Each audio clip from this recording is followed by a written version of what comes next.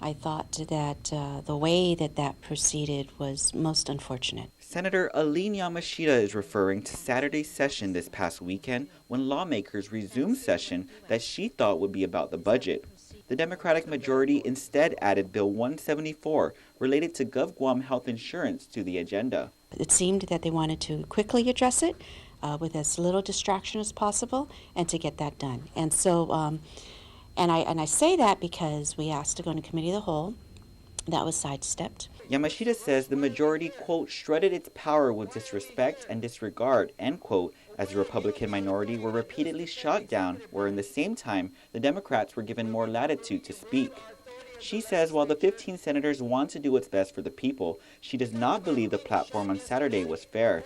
She further adds the high intensity of emotions and the conduct of some senators spilled over to the public hearing room, where dozens of retirees were present, one of whom Yamashita says shoved her along with another senator.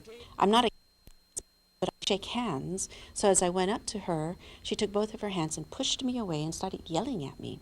And I was stunned. I was stunned. I just looked at her and said, "Oh my goodness." And she said a few other things and she walked away.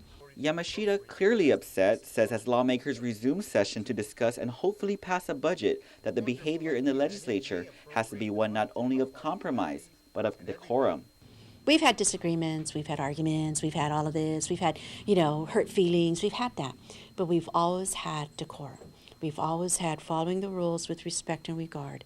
We've always had that. Saturday we didn't have it. And in the fashion of compromise, Senator Dennis Rodriguez Jr. has written to BBMR requesting information on what other financial obligations exist of the government of Guam that have not been paid or budgeted for. He lists a $25 million payment for the Lazon landfill, along with future debt service and local matching to meet federal matching grants and aid. He says the information would help paint a true financial picture of what the budget priorities should be.